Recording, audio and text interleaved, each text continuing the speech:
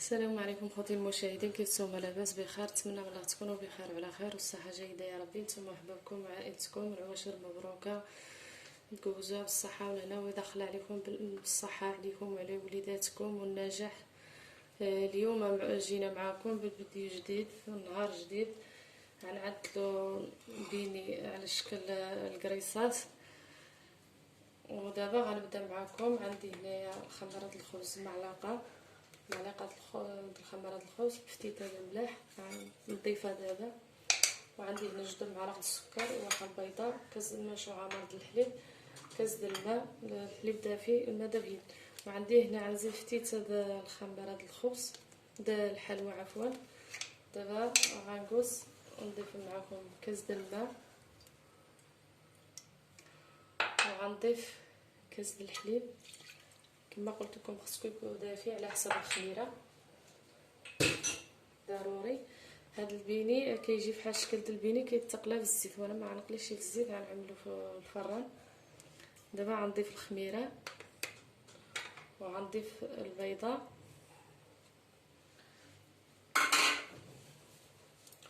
وغنعمل السكر 2 المعالق كما قلت لكم.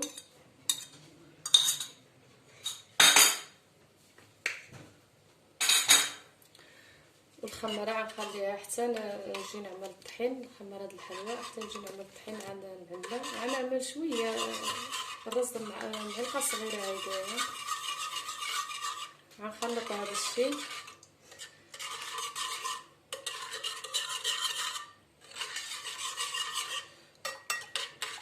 غنخلطها مزيان باش تضيف على الخماره عليا، وعاد نكوز نضيف الطحين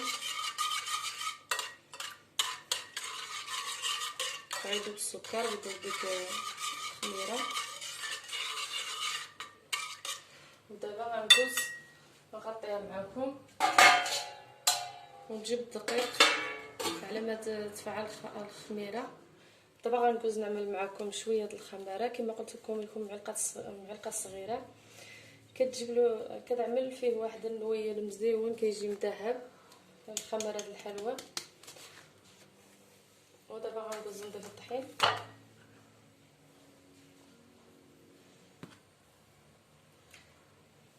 تغربلوا هذا الشيء، واخا يكون عندكم مغربل غربلوه باش ما يجيش مكور، ما يجي تخلطوا ما يتكوركمش. الطحين على حسب الخليط اللي عندكم.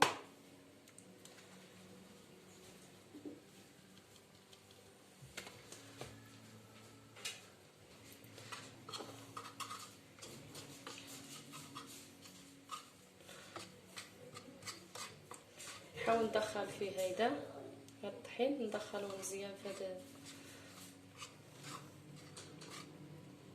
نتمنى من الله الفيديو ديالنا يعجبكم، وشكرا على التعليق ديالكم، على اللايكات ديالكم، على المشاركه. الله يجازيكم بخير. طبعا نبقى نخلط هذا الخليط ديالي وانا كنزيد دقيق.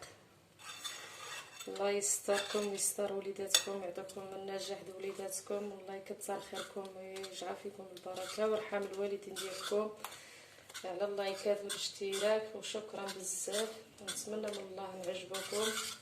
ودابا غنبقى نخلط هذا الخليط ونرجع معكم ان شاء الله يا ربي. ملي جات العجينه ديالي كما تشوفوا كتجي بهذه الطريقه هذه،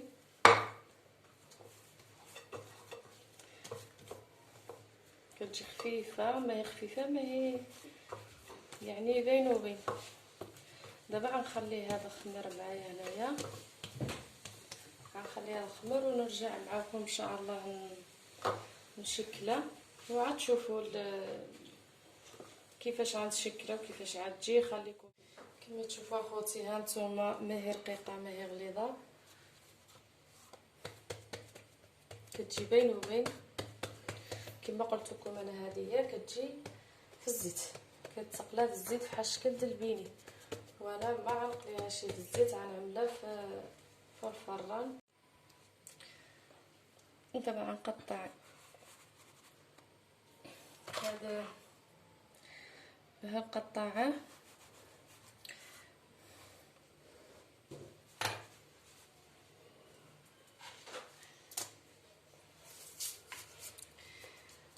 هنا كنعاودها شويه. ودابا كنعمل الطحين في الكاس باش ما يتلصقليش. كنجرح على هذا الجهه على الشكل هذا.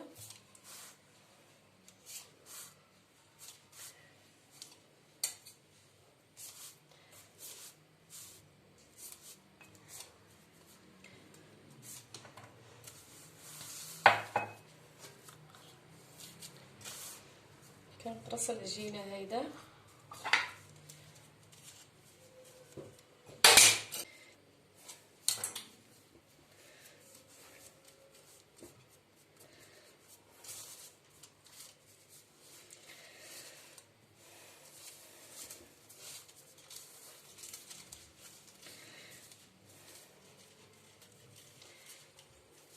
كما تشوفوا على هذا الشكل هذا كنقرص العجينه. ومن بعد كتقاد لي الورده. غنزيد نعوضها هنايا بالكاس باش دابا انا الكاس ما كيطلعش فيه الطحين.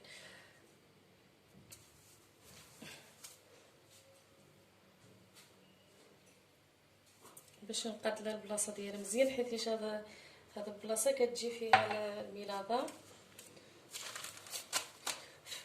كتجي على هذا الشكل هذا بحال شكل ديال الورده. وغنحطها هنايا.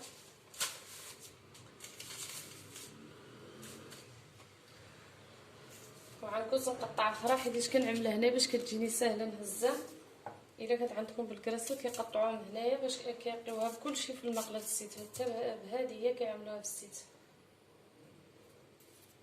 نحيد هذا الزوائد هنايا.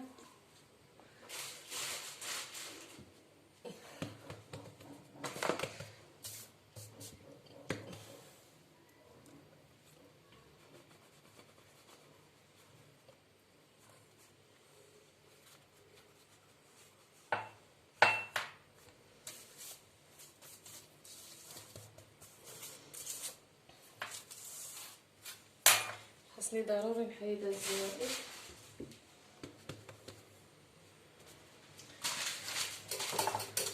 باش نختصر الوقت غنحاول نقطع اخرى الفوطه هنايا.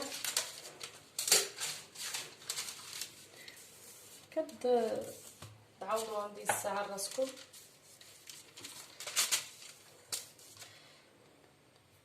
كنقطع اخرى.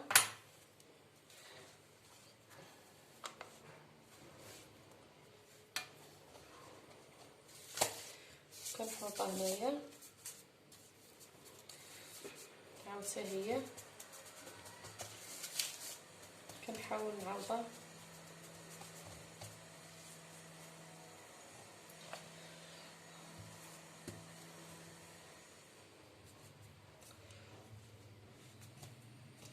الطحين كنعملوها باش ما تلصقش، ولكن حنا كندهنوها من بعد بالبيض ما كيبقاش يبين الطحين. نحاول نخلي الكاس باش كتجي ساهله ندور بها.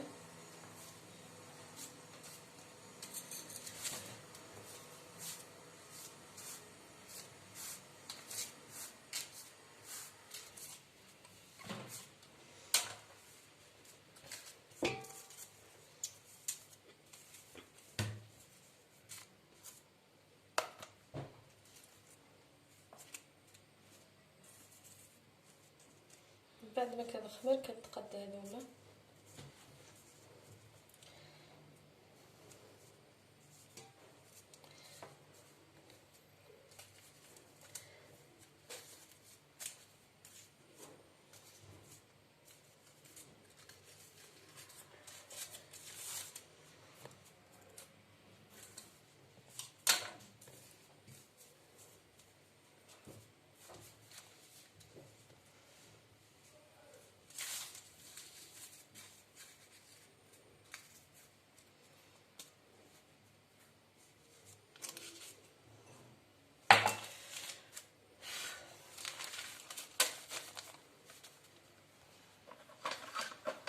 كما قلت لكم الطحين على حساب تعملوهم بالبيض ما كيبقاوش هادو. من بعد ما كيخمروا كيتقادوا.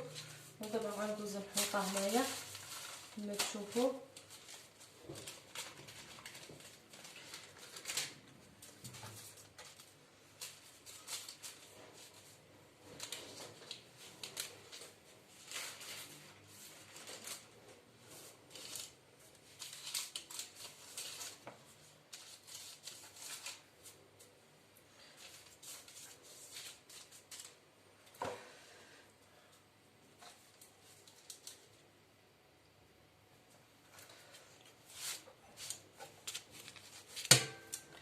تشوفوا كما تشوفوا على هذا الشكل.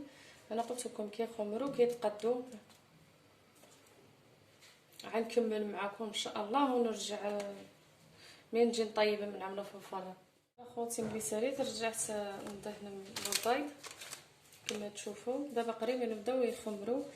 قلت ندهن دابا قبل ما تفعفع فيهم الخميره باش ما يدرجعش الخميره فيهم. ودابا غندوز نعمل معكم هاد الحفره اللي عملنا في الوسط. عملناها بالكاس غنعملوا فيها المربى. فيكم تعملوها حتى تجبدوها، فيكم تعملوها قبل ما تدخلوها من الفران.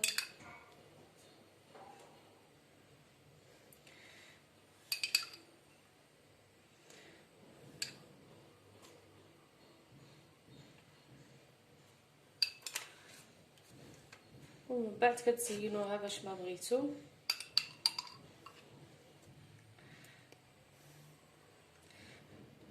غنكمل كاملين هادوما ونرجع ما يكون طيب معكم ان شاء الله يا ربي. دابا خوتي ملي طابوا الكريسات ديالي ولا القريشلات، هما على شكل قريشلات، المهم كل واحد وكيفاش يسميهم، جاو على هذا الشكل هذا. هادوما زوقتهم بشويه د الكوك، هادو خليتهم عاديين لانه العيال ما كيبغيوليش الكوك. زوقوهم باش ما بغيتو. كان عندكم الكاوكا ولا اللوز ولا الكوك او جوز الهند، كل واحد شنو ياكلو. وبغيتو تخليوهم عاديين خليوها ماشي مشكل. انا هادو دهنتهم بالناباج وخليتهم ما زوقتهمش، وهادو زوقتهم. وشكرا لكم بزاف، شكرا على التعليق ديالكم. ودابا غنزيد نقطع معكم واحده كيفاش جات.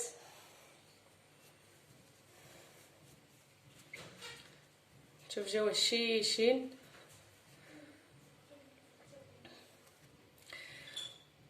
كيجيو على هذا الشكل هذا زوينين وهشيشين.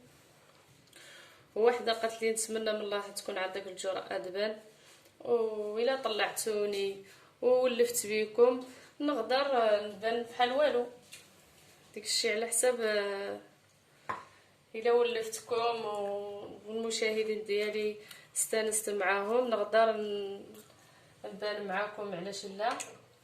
ودابا المهم كما قلت لكم خليوها مفاجاه ان شاء الله يا ربي. هذا هما الكريسات ديالنا فتتها مزيان. ها عايزين نقطع معكم واحده اخرى بلا ما تكونش بانت ما نعرف. كما تشوفوا ها هي على هذا الشكل جات. الصراحه جات زوينه. شوف الميلاضه او كوفيتير كنعملها في نطيف فيها كتعليك ما كتهودش. الا عملتها حتى بردت حتى تجبد من الفران كتبقى هواده تسيح ديك الكوفيتير.